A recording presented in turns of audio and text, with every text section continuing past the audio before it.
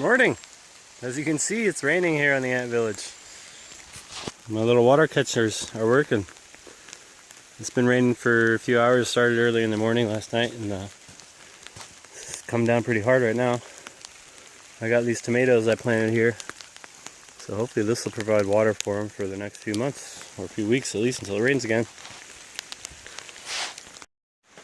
I just came into my house. It's raining pretty good outside. I got some serious drips coming from the roof.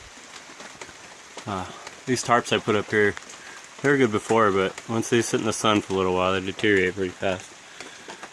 Good thing I got newer tarps.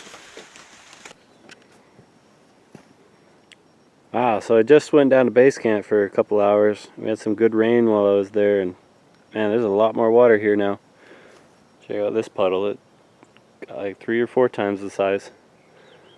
It's good to see. That's kind of how it goes here in Montana. We got it only gets like 20 inches of rain, but it all comes in like a few days. So we'll get one nice storm with a good dump, and then it won't rain for 2-3 weeks after that. But it's good to see this stuff is working. Got my water sort of figured out. I'm going to do a lot more of terraces, stuff like this on my plot, just to catch the water, keep it here, capture and store those flows, as they say in permaculture. Speaking of water, the hole I dug yesterday is now full of water, so I don't think I'm going to be filling these posts anytime soon. I put those shovels in there because there was a mouse trapped in that last night, so give him a place to climb out, but I think I might cover this hole now so nothing else falls in and sink my posts once this dries up, so I guess I got some other work to do. So we had a rainy day here, just dried out a little bit, but I figured it's a good time to mulch. I just cut down a bunch of trees, got a bunch of limbs, so Ben over here has helped me. We're going to mulch up this hugel berm and see if it helps. I'm thinking with the hot weather coming in, the shade will help these plants a little bit, even if they get covered.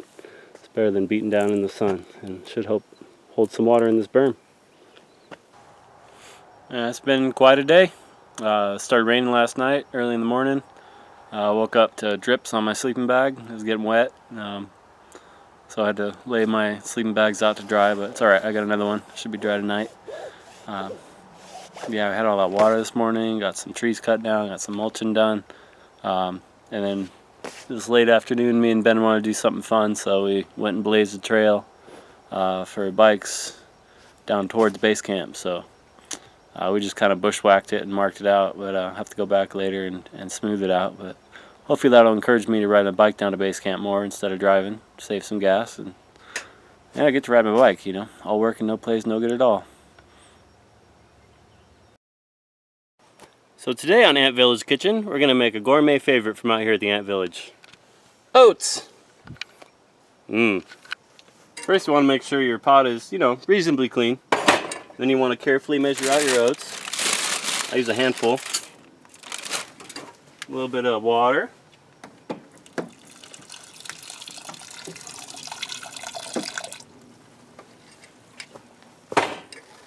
And you set that to boil. I like to let it boil and then turn it off and cover it. Let it sit. So the oats have boiled and sat for a bit. Yum. This is where it gets fancy. A little bit of coconut oil, that fat. If it's June or July, you might have some Saskatoon berries. Load it up on those.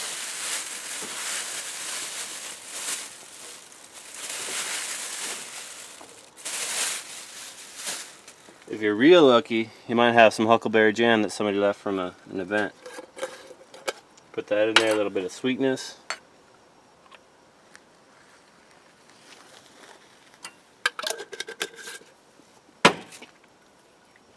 And then of course you got peanut butter. Give it some calories. A little scoop of that. And you just stir it up.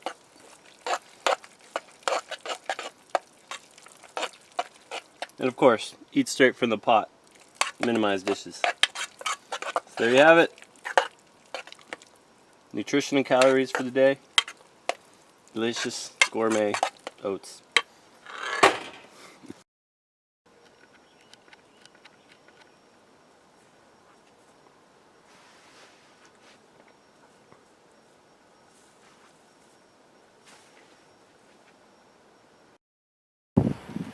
So it's been a good couple last days. We got that rain for a little bit. I got some trees cut out. I cleared out an area where Randy's Racetrack is going to be going in the future. So cleared out a bunch of trees there so I can get in there, get the contours, figure out what I'm going to do. That's pretty cool. Got some trees to use in the retaining wall over there. That one hole I dug for the retaining wall got filled with water, so that was kind of a bummer, but just got to work on other things. I also got up and I met the neighbors who live up above our property, and actually went up and did some work for them, which is cool because they're building, I think, like 8 cabins. They lost their son in Iraq or Afghanistan. He was a Marine, and so they're building all these cabins so that his unit can come up and spend the time in the woods and just have a peaceful place to be. So that's really cool. Really nice people, and got some work done. And then see today it's kind of cloudy. It's forecast to rain for the next like 2 or 3 days. So Evan helped me out. He gave me some tarps, and I tried to get those over my roof, but I realized my roof is about 15 feet up and I don't have a ladder. So it was a bit of a challenge. We threw some ropes over and tried to drag the tarps up. They kept bunching up. It was kind of a comical experience, but we got them kind of over enough so that hopefully it'll keep the rain from dripping on my bed for right now. And in the future, I hope I can get a 16-foot extension ladder or a 20-foot extension ladder. Would be amazing. But right now, what I'm going to do is I'm down at base camp. I'm going to take a hot shower. That's right, a hot shower. It's an amazing thing. What we used to do is we had this big old compost pile here, and that last year I was here, and that worked for our hot showers. Compost gets heated up. There's a coil of hoses running through there, and that actually heated the water. Gave us about 4 or 5 months of pretty good hot showers. The problem is we don't have any animals here, so it's hard to get a good nitrogen source to get this pile to kick off. So it hasn't been very hot this year. So at the AT course this year, Tim Barker came out and he built this rocket stove hot water system. And before I tell you about this, I gotta give you a warning. Do not try to build one of these yourself at home without thorough understanding of how these work and hot water works, because you can blow yourself up with a steam explosion. It's very dangerous to use fire to heat water and make your own hot water system. You got to really understand it. Tim Barker has a great understanding of these, so he designed this one. And so we got is the J2 rocket stove down here. Put your wood in here inside the wood feed, goes to the burn tunnel, up the heat riser, and then inside here, let's see if I can get on this side. Can't see in there, but there's a tank inside there from a hot water heater. And I guess what makes this safer is you got this tube, and this is an open. See, the valve is open, and it allows the hot water to escape out of the tank. And so what you actually have is a cold water input going in here, and then the hot water output.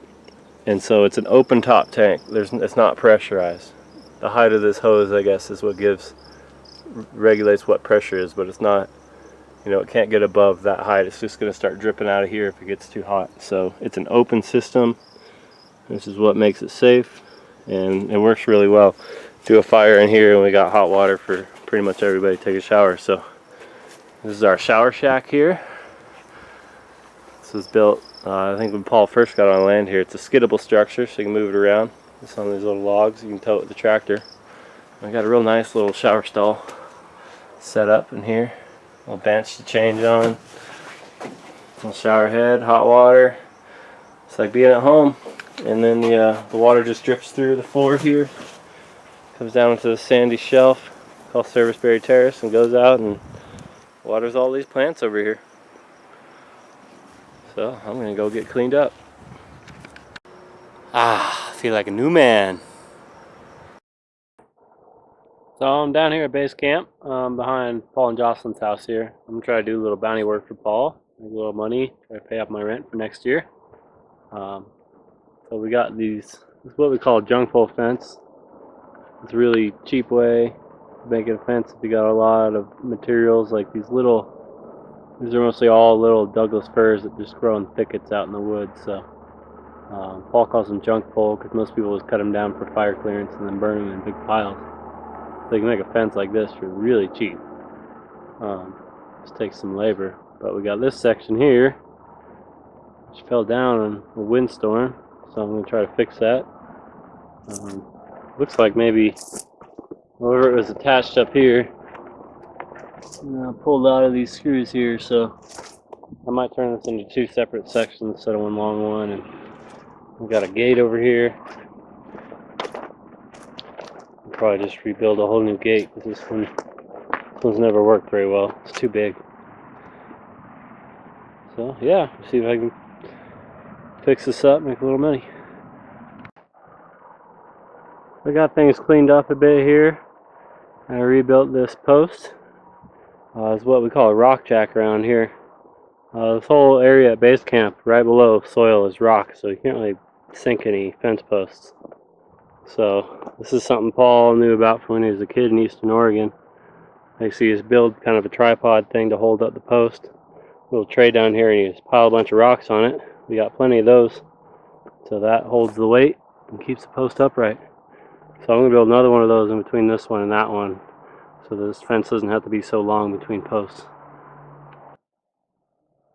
So here we got the second rock jack built. Give you a little better idea how it's built. Got this tray down here to hold the rocks, and that holds the post up. So now I just got to go find a bunch of rocks to put on it, and then I can start putting the fence back together. There's your basic junk pole fence design here. You got your two poles on the outside, or inside in this case. Two poles on one side, top and bottom. Another pole on the other side. And you just slide all the junk poles right in between those. Might screw in 2 or 3 of them in between the posts just to help it remain stiff, but that's pretty simple. Well, there you have it. Finished junk pole fence. Yeah, so if you have, it takes barely any money, just a few bucks in screws. But if you have a lot of time, you want to do a lot of labor, you can build a fence really cheap. Personally, me, I probably wouldn't do this unless I had a machine to limb all these poles, because I know how much work it is to limb all those poles. So I'll probably build a little different kind of fence on my property, but I got this done. Next I'm gonna measure that gate over there, build a new gate for this. Good evening. It's been a rainy last couple days. Been kind of hard to get some work done around here because even if it's just a little bit rainy, you go into the woods and you work around the trees, you just get drenched. And I had wet feet for the first day, and that wasn't very fun. So I've just been kind of taking it easy. Some of the ants here got together in Jim's house and we played a game of Risk based on a board that Evan created around his plot. So it was pretty fun. We had some chipmunks were included in the game as a kind of random enemy that would attack anybody at any time. So it's pretty realistic. But I have managed to get a few things done, including I came out here with A-frame level and I mapped out the contour along this path here where I plan to start Randy's racetrack. So this will help me get an idea of where the contour is on this hill, because I'm going to terrace it. I think I'm going to terrace most of my plot based around the contours and then include the jumps in that. So I made these little stakes out of an old tree I had felled. I used my little flexible draw knife to sharpen the ends and peel the bark just so I can see them. It gives me a good idea of where this contour line runs. So I've been peeling these trees, or thinning these trees out and peeling them for using on my house. It's going to need to get in here with the machine. But contour kind of goes off that way between those trees over there. So it might rain again tomorrow. I'm hoping it cleans up pretty quick. I got some more work to do down at base camp on that gate, and tons more work to do around here. So the rain is welcome. Kind of gets in the way right now, but it's always good to have rain. So see you next time. So if you like the videos, you like following what I'm doing out here, come on out to patreon.com/JesseGrimes. You can support the videos with a per video donation, or you can always just send me some Bitcoin if you're into that. Go out to the Wheaton Labs forum at permies.com. Just Google Wheaton Labs forum, permies.com. It'll take you right there, and you can see what's going on with me, what's going on with the rest of the ants, and read all about it.